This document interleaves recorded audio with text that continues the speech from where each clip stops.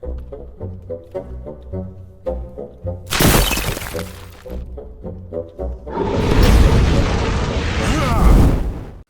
everybody, it's me, Riffraff Hornhelm, and I'm back again with another presentation from the Dwarven Vault. And today, we have a fail tale. Now today's fail tale is really simple. It's about holy water, or technically holy water and unholy water, the creation thereof.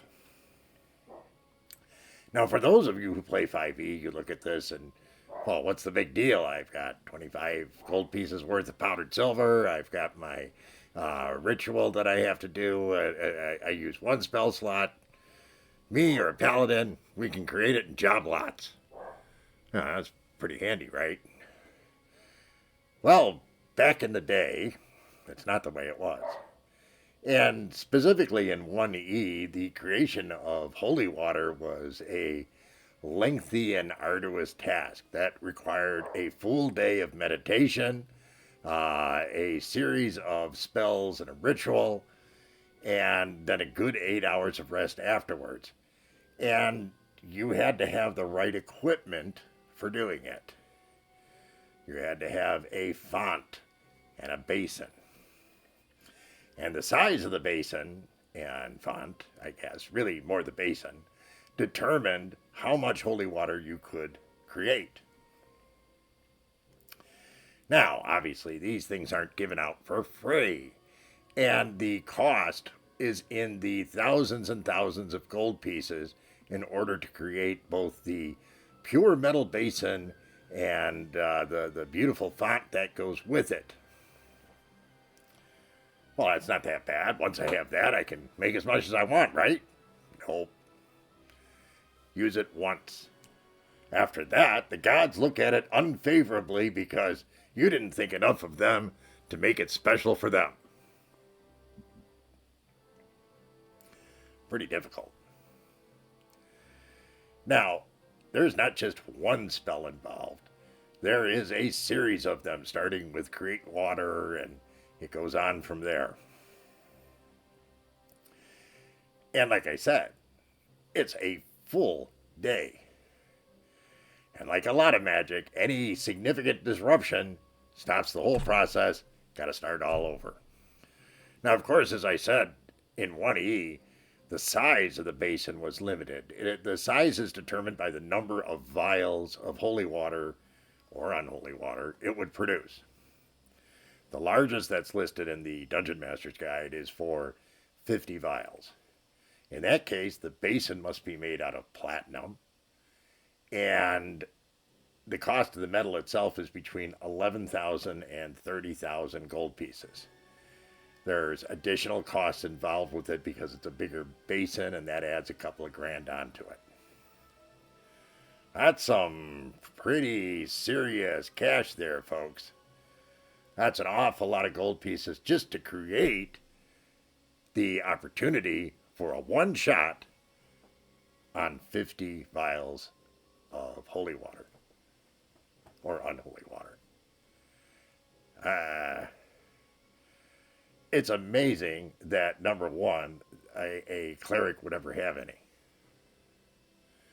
That's even more amazing because you really need this. Holy water is a key component, especially if you're going up against any kind of undead creature, or demonic, or devilish. All these things are typically affected by holy water. So that's a hell of a process to go through just to get 50 vials. Oh, and I forgot. Each of the vials have to be made out of like cut glass or leaded glass. They have to be fancy. The value of each vial is between 2 and 5 gold pieces unfilled. So add that cost in as well. I mean, obviously, your dungeon master is going to be the final decision maker when it comes to, what they want you to do and how they want you to do it. This is what the book tells you to do. And it certainly, if you think about it, it really puts a different perspective on being a cleric if you follow the actual rules in the book. It makes it a lot more difficult for them to have one of their key components. They can't just wave their hands over a pot of water. It's a very, very lengthy and detailed process. And I gotta say, I mean, as a DM myself, do I make my players do this? Oh no. Maybe if I didn't like a certain player and wanted them to leave, I might make that one do it, but no, I'm kidding. But seriously, I'm not going to put that amount of additional time into the game unless I want to make it a focus of the actual adventure. Now, as is with everything else, like I said about 5e in the beginning, the process has been simplified considerably.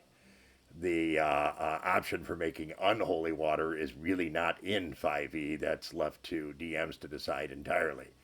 And really, the unholy water portion of it, the way it was done originally for Advanced Dungeons and Dragons First Edition rules, was the same process. It's just you were subbing out evil for good. Now the reality is I've always seen the game as a battle between good and evil, and I've never had anybody actually want to make unholy water. But holy water tends to be used and used frequently. And if the process described here in the book was used, I think players would be a lot more careful about how they used it and would have a lot of thoughts about how expensive it would be to obtain more. Now in AD&D 1E, in holy water or unholy water, there's an additional benefit. Primarily interested in the holy water part. If you ingest holy water, it says in the DM's guide that it will slow a change to lycanthropy, so you're not going to turn into a werewolf as fast. And it also would do the same thing with the undead. So say you've been bitten by a zombie and you're going to turn into an undead, it can slow it down if you drink it. Now here's the interesting part. When you drink it, the DM rolls a 4-sided die. And that's the number of turns it's delayed. You don't know what that number is. Is it 1 turn? Is it 4 turns? Adds a little bit of a hook to it. So that makes it interesting. So that's another thing that, from the Dungeon Master's Guide for Advanced Dungeons & Dragons First Edition, that's an additional thing you could do with holy water. I had totally forgotten about that part, but that's pretty cool. So one thing you got to remember here is that whether it's your cleric that does this within the game, any cleric is going to have to do the same type of process and the same costs involved.